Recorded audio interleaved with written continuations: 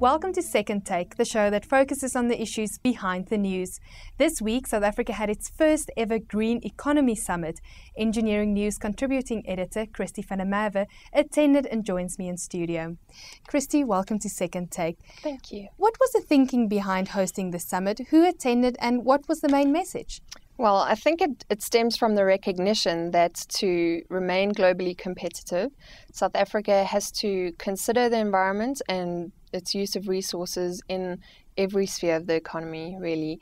It's not entirely a new economy that we need to transition to, but a different way of doing things in what we do already. Also, the idea of decoupling economic growth and resource depletion was spoken about. The people in attendance at the summit, I think, show the weight that this is being given. From the very top, we had President Jacob Zuma there addressing delegates, voicing his support for all of this.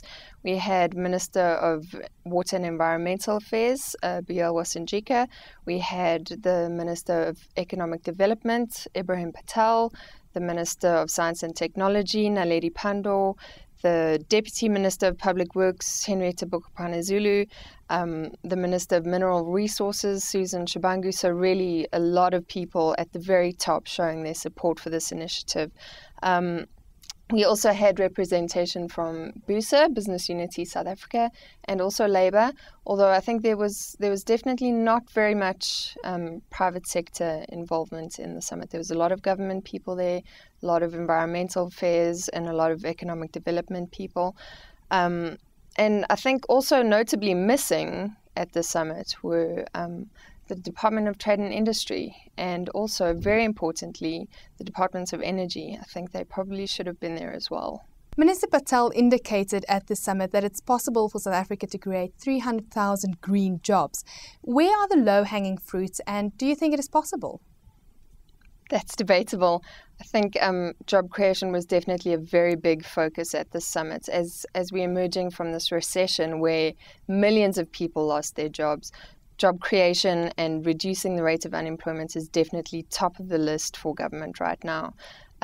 We also hear of a lot of very different studies on the job creation potential and impact of this green economy sector.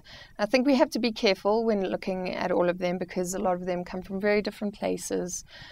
This particular one that Minister Patel was talking about was done, it's preliminary results from the study that the IDC has undertaken, and they were looking at jobs in the renewable energy sector, so wind, small hydro, solar, those types of industries.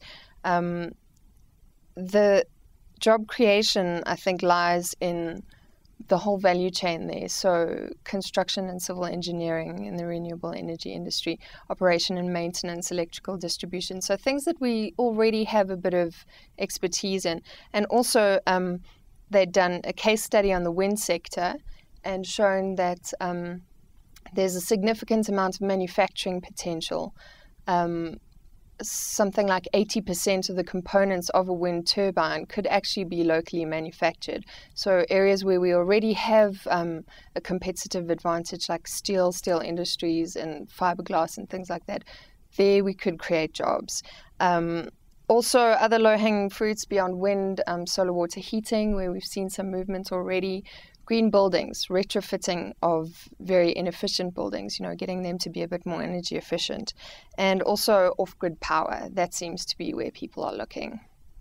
Now, Christy, what do you believe South Africa has to do now to seize the opportunities presented by moving towards a low-carbon growth path?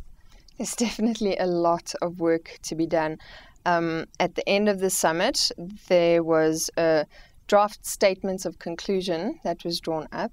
And in that, it was indicated that the departments responsible would, by the end of July this year, it's very soon, I think it's quite an ambitious target, they'll develop a green economy plan. Nothing too formal, but in this it will outline the work that is required to develop key elements of the sector. I think they'll need to focus a lot on education from the very basic level in schools to universities' technical skills that we will need, and also innovation and research. We need to start doing some of this stuff ourselves. So education, awareness, getting people to think about green economy really in everything they do. And also investment and financing is something that they'll have to look at very carefully. What will they have to do? What kind of incentives will they need to attract private sector to invest in this?